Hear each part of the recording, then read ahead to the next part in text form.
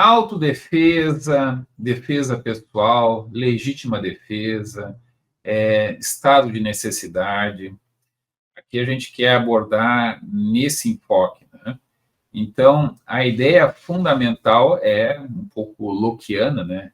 Meu corpo, minhas regras, fazendo aquela caracterização zombeteira da ideia dele de que a base da propriedade privada é a propriedade natural, para começo de conversa, do meu próprio corpo, né?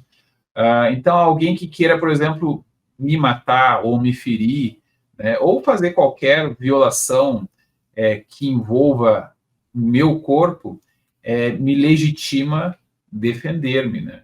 E, nesse sentido, então, eu posso usar de força adequada, né?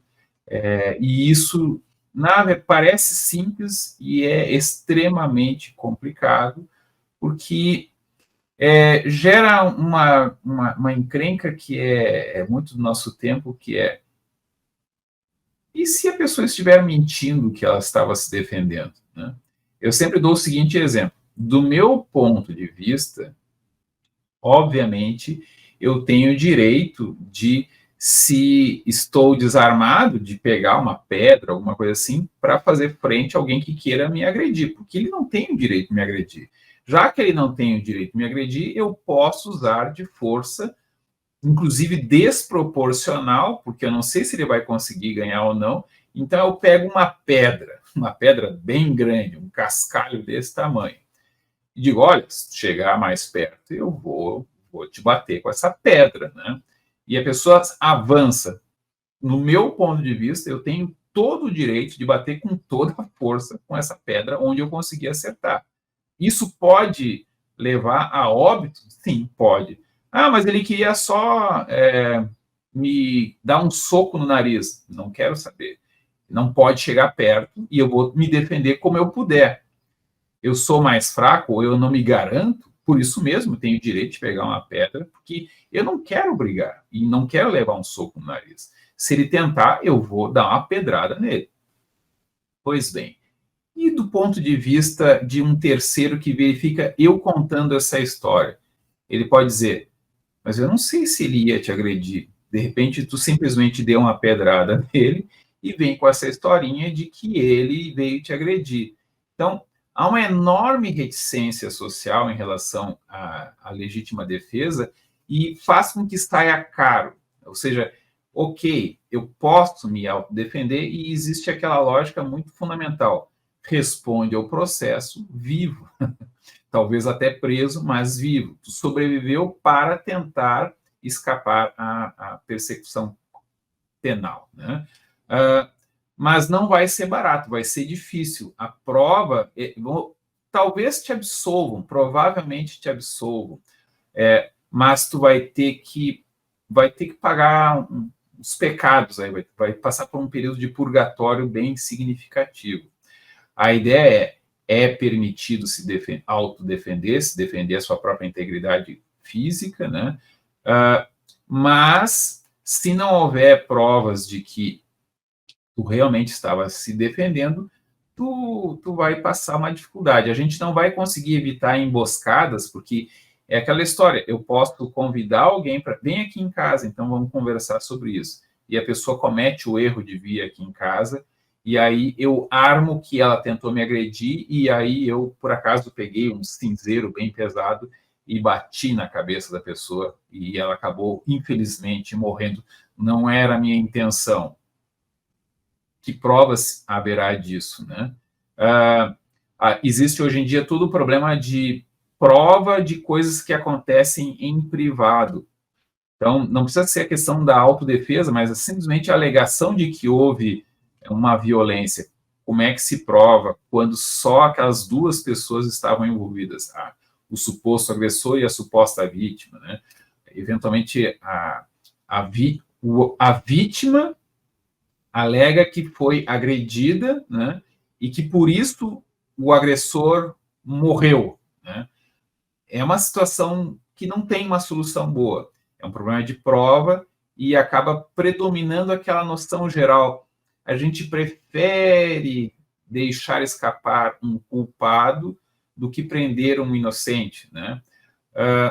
Não é bem assim. Muitas vezes dá uma pressão social muito forte para que certas situações não fiquem baratas, mas ao mesmo tempo condenar mesmo, pode ser inviável. E existe também o contrário.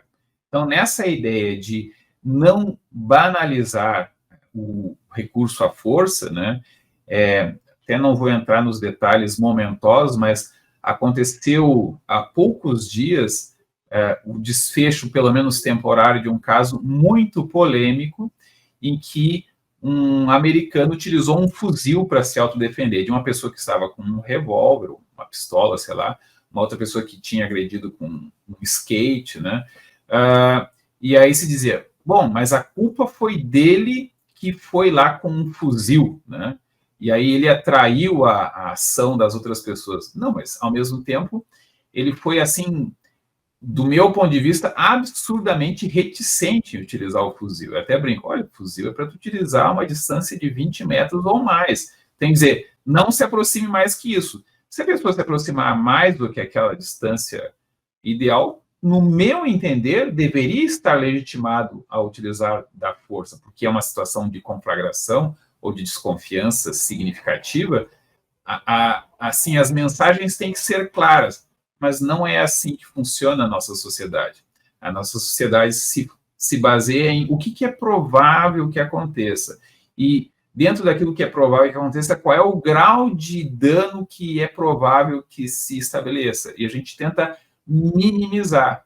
Então, nós vivemos um momento em que a ideia de autodefesa, legítima defesa, que é um valor assim muito liberal, né, esbarra também na noção de que, olha, nós vivemos em comunidade, os riscos, se a gente começar a partir para a ignorância, são muito altos. Eu sempre brinco, olha, uma cabeçada pode levar à morte de outra pessoa, né? Então, as pessoas não devem ficar se dando cabeçada, empurrando e tudo mais. Ao mesmo tempo, o fato das pessoas não usarem de armas, de meios letais, faz com que haja uma vulgarização do empurra-empurra. Nesse empurra-empurra desorganizado, o número de vezes em que vai haver mortes acaba paradoxalmente aumentando. Então, há um equilíbrio dinâmico que, atualmente, eu acho que está aqui no Brasil, por exemplo, muita gente morre porque nós temos a tradição de discutir com um policial. Eu digo assim, olha, eu sou advogado, a minha recomendação é faz o que o policial mandar, se for para discutir, discute depois, e não com o policial de serviço, discute com o chefe dele em posição administrativa ou com o juiz, e não de qualquer jeito, senão ele vai chamar o policial de serviço, ao qual tu vai ter que simplesmente obedecer. Mas e quando a polícia não pode chegar, ou mesmo ela é mandada não se envolver? Aí nós temos esse problema bastante complexo atual de que a autodefesa, até mesmo o uso da artes marciais, tende a ser criminalizado, ou seja, qual é a resposta adequada? Não estou dizendo que a pessoa vai ser condenada, mas ela vai ter que fazer aquilo que eu comentei como vai ter que pagar caro por ter se defendido, o que leva, inclusive, algumas pessoas a deixar para depois da última hora. E aí é aquela história do não reaja, não faça isso, não faça aquilo, que é um convite a venha assaltar. Esse sistema de polícia, justiça, devido processo legal, para coibir isso é muito recente, né? Essa coibição geralmente era encarada no terreno da horda, do grupo. O grupo tinha suas leis, fazia cumprir. Ou então, no caso do encontro fortuito, da horda contra a horda, quem pode mais vai embora. Não tem. É a questão do. Quem for mais valente ganha. Então, isso, em termos evolutivos, né, considerando o tempo da permanência humana no planeta e o tempo da organização, nos leva a ser muito preparados para isso. Né? Nós somos bastante preparados para isso. Provocar isso é realmente, como você disse, é de uma imprudência total. Né? Então, eu, por exemplo, eu estou tranquilo, sou uma pessoa completamente contra a violência e tal. Eu não vou jamais ter uma atitude que possa parecer ofensiva. Vou evitar aparentar qualquer atitude ofensiva e ou reivindicar aquilo que não é meu, ou que sendo meu, ou que eu tivesse algum direito, eu tenho que fazer o caminho pelo judiciário, né, por uma ação, ação civil, né? Olha, eu tenho direito, aquilo lá, tem direito a compartilhar, a pessoa não está deixando eu compartilhar, ou aquilo lá é meu, ele tomou, eu quero de volta. Tenho todos os meios legais para fazer isso, evitando o caminho da violência, né? Aí você vai ter lá o estado de necessidade na nossa legislação, que é uma coisa bastante ampla, difícil de provar também, como você colocou o crime a história da emboscada, enfim. E são complicações que nascem a partir da imprudência do agressor ou até do agredido, né, de quem vai exercer a autodefesa. Você pode ter provocado a situação inicialmente. Claro que ter provocado não o torna culpado, mas é imprudente. Pode ser imprudente, né? Aquela coisa que você falou do americano. Era melhor não estar lá. Melhor deixar a coisa rolar. Não interfira nisso, né? Não interfira no curso das coisas. Busque os meios legais. Claro que os meios legais nunca vão dar conta de tudo. Isso aí é uma ilusão. A gente tem uma ilusão de que esse sistema, até que é um sistema muito novo, em termos da sua efetividade na história universal, ele é muito novo, muito recente, e ele não vai dar conta de tudo. Né? Então, por exemplo, existe a autodefesa comunitária. A gente já debateu isso aqui num outro programa. A defesa comunitária ela é muito efetiva. Tem um bairro aqui, um bairro de classe alta, um bairro grande, extenso, e que se resolveu contratar uma empresa de segurança, ostentatória, e bastante efetiva. Por que ela é bastante efetiva, a gente não pode discutir aqui, mas o fato é que ela é. É proibido discutir isso. E também não vem ao caso. O que não se pode provar, não se deve dizer. Não se deve alegar aquilo que não se pode provar, somente quando é uma acusação, representa uma acusação contra quem não se pode provar. Mas isso é autodefesa. É autodefesa comunitária. Aquele bairro, aquela comunidade resolveu, vamos organizar forças de autodefesa. Os Estados Unidos tem isso até como aquela coisa do bairro, né, do vigilante do bairro e tal, que eu acho absolutamente legítimo. Mas é discriminação. É legítimo. Que é legítimo, não tenha dúvida, da legitimidade da autodefesa. Mas tem gente que quer agredir. Bom, gente que quer agredir só deveria não estar livre para isso, né? Deveria já ter sido parado em tempo anterior, né? Deve ter identificado que não, aí é problema. Mas acontece. Então, eu não tenho nada contra a autodefesa, acho legítimo, claro, mas também não vou criar situações e vou procurar evitar me expor a elas.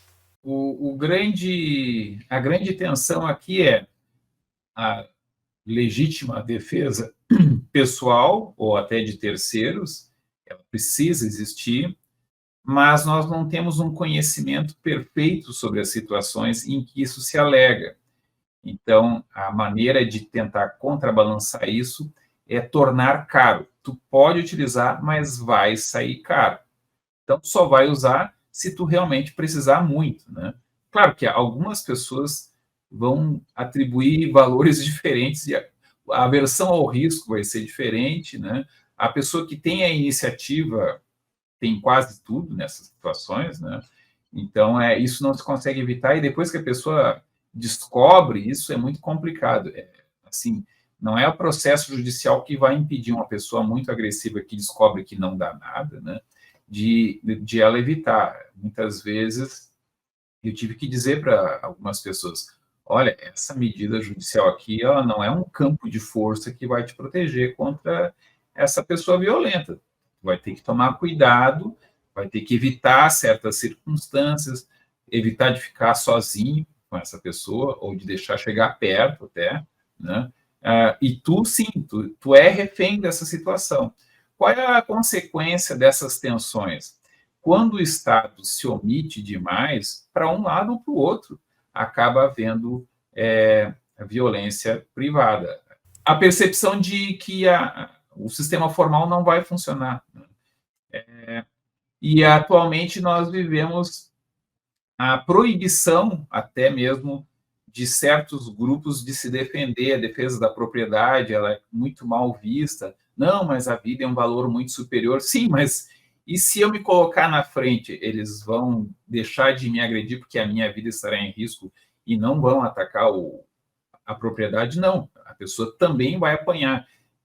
Hoje em dia, há alguns movimentos nos Estados Unidos, por exemplo, em que a propriedade, se o proprietário for proteger, ele vai ser linchado. Talvez ele não morra, né? Mas ele sairá gravemente ferido, o que é uma coisa completamente inaceitável. E essa tensão provavelmente vai ter desdobramentos. Eu acho que os piores desdobramentos possíveis, e não é no sentido de se deixar isso acontecer mais. Eu acho que vai haver, pela omissão estatal nesse sentido, ou até mesmo o aparelhamento estatal para dizer que isso tem que ser naturalizado, me parece que vai ter uma tendência de reversões que é necessário, mas é trágico. Você diz assim, o Estado se ausenta. Bom, o Estado sempre se ausentou, historicamente. Ele está presente muito pouco tempo. Até a gente fala do direito romano, né? O direito romano, você tinha o direito de cobrar o seu oponente na justiça, sim, mas você tinha que levar ele à presença do juiz. Então, se você não tivesse uma força proporcional para fazer isso, se não tivesse potência para isso, você não ia fazer. O judiciário não ia te servir de nada. Essa coisa do judiciário servir ao mais fraco numa disputa é uma coisa extremamente recente. Não acho que veio para sempre. Tomara que viesse para sempre. Tomara que a gente consiga realmente fazer isso evoluir. Mas a gente está vendo uma involução disso em certas circunstâncias, como você bem citou. E aí volta para o passado. No passado, né, as pessoas têm essa retrotopia de que o passado era um tempo pacífico de harmonia. Não era, a gente sabe disso. Quem estuda a história sabe que não era. Então tá, beleza, querem voltar, volte também. As pessoas vão cometer. Nós somos livres para cometer erros e sempre seremos, né? É impossível tornar as pessoas imunes a erros. Quando eu digo a erros, é o erro de escolha política também. É o erro de escolhas de que leis vamos ter, né? Quem vai fazer nossas leis, como deve escolher. Então a gente é livre para errar, não tem como não errar. A humanidade e o indivíduo, tanto faz um quanto o outro, podem errar. Espero que não, espero que a gente que vivamos realmente num tempo mais regulado. A gente falou aqui no outro programa da Suíça, né? A Suíça tem uma regulagem cultural, para começo de conversa, né? De fiscalizar, não, peraí, não, qualquer coisa desviante desse padrão que a gente espera vai ser fortemente censurada antes que o sistema legal seja usado para isso. E se o sistema legal for usado, ele vai ser extremamente não, mas vai ser bastante, a gente sabe, a gente faz uma comparação com o Brasil, por exemplo, o sistema deles é bem mais, digamos, punitivo a partir do momento que está caracterizada a violação do que eles culturalmente acham inaceitável.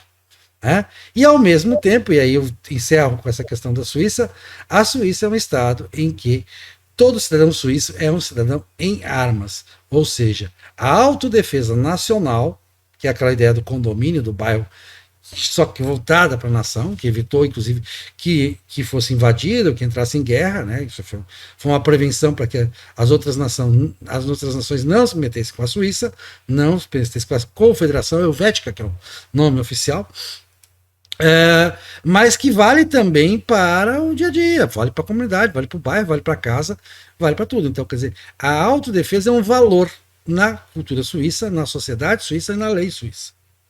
Eles recebem treinamento para isso, aquela coisa, artes marciais, tudo mais. É um valor. E esse valor de autodefesa construiu uma sociedade extremamente próspera e não diria harmônica, porque harmônica é um negócio meio inocente pensar em harmonia realmente, mas é uma sociedade em que as pessoas vivem com maior tranquilidade, porque estatisticamente é muito mais improvável que elas venham sofrer uma situação em que precisem se autodefender. Aí a gente fala, né, quer dizer, poder de dissuasão.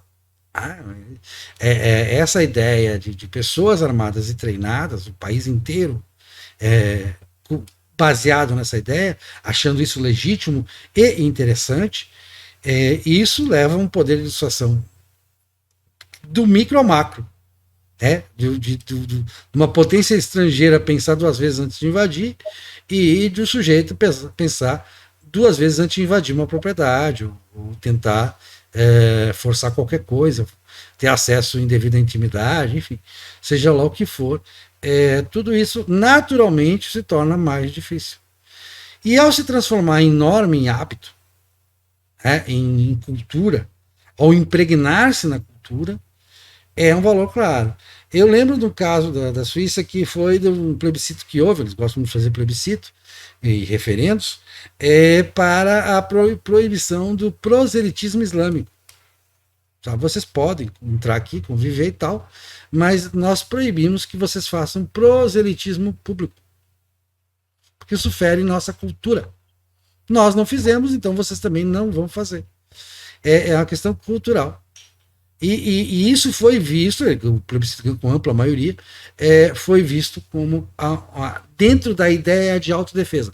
Ok, vocês estão vindo aqui com outra cultura, muito bem, tá? Vamos respeitar a cultura de vocês. Agora, essa outra cultura não pode interferir na nossa. Ela não pode querer mudar a nossa, porque a nossa cultura é muito cara e com toda razão. Eu acho que ninguém. Claro, tem gente que defende tal, que acha que é um lugar muito chato, né? Você já tem mencionou isso no outro programa.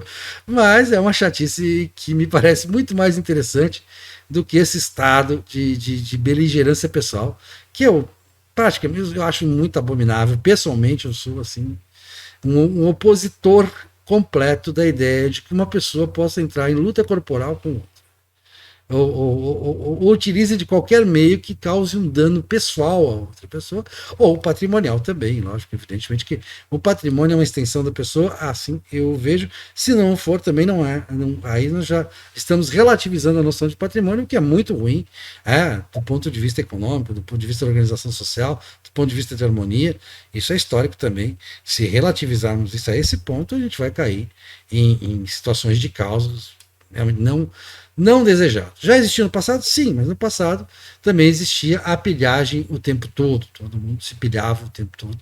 E isso não é bom. Eu prefiro não ter a noção de que hoje à tarde eu vou ser pilhado, hoje à noite eu vou ser pilhado.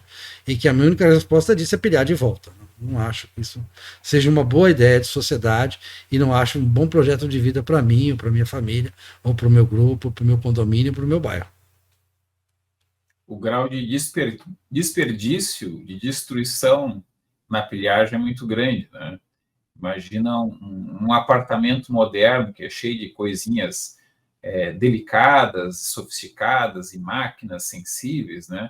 Na pilhagem, metade ou mais da metade se estraga, né? Então, é uma forma de destruir bens. Claro que para aquele que consegue acumular é uma vantagem, mas ele está correndo o risco de ele ser o próximo a ser pilhado. Só que chega um ponto em que isso se estabiliza um pouco, né? O exemplo tragicômico brasileiro é o chefe da atividade comunitária mercados paralelos. Eles têm uma vida geralmente bruta, às vezes sobrevivem, né? Mas passam grande parte do tempo com a sua liberdade muito cerceada ou pelo Estado ou pelo fato de que ele tem que olhar para todos os lados. É uma vida tensa, né? É uma vida difícil. Nós dois somos, ainda que sejamos pequeno burgueses, sejamos assalariados, né? Nós somos muito burgueses, a gente confia muito na ordem que o Estado promove, inclusive nós trabalhamos para o Estado, né? Mas o que eu quero concluir com um outro exemplo, é a questão do direito de ter, no Brasil é amplo, né, de ter armas e de portar armas, que é extremamente restrito, né?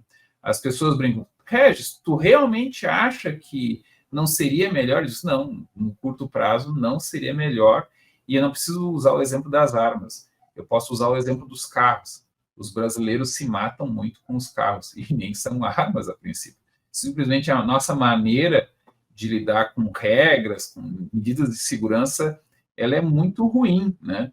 E eu sempre digo, olha, se as pessoas usassem mais armas, elas se provocariam menos brigas, haveria menos discussões bobas, mas o número de mortes por acidente mesmo, manuseio errado, aumentaria num curto prazo de, sei lá, 20 anos, né? Então, para se chegar a ser uma Suíça, quanto tempo, quantos séculos a Suíça levou para se transformar na Suíça? E é um lugar pequeno e muito entrecortado. No final, é um país relativamente grande, pequeno, né? Mas com uma população muito dividida pela própria geografia do terreno. O Brasil não, o Brasil ele é bastante fácil de ir de um lado para outro, de uma ponta para outra. Muito fácil de haver pessoas que nunca se viram na vida, mesmo numa cidade como Porto Alegre, o grau de anonimato é muito grande, né? E as nossas estradas, elas já provam que se der equipamentos com muita energia envolvida, os brasileiros, nós nos matamos bastante, desproporcionalmente mais do que outros povos.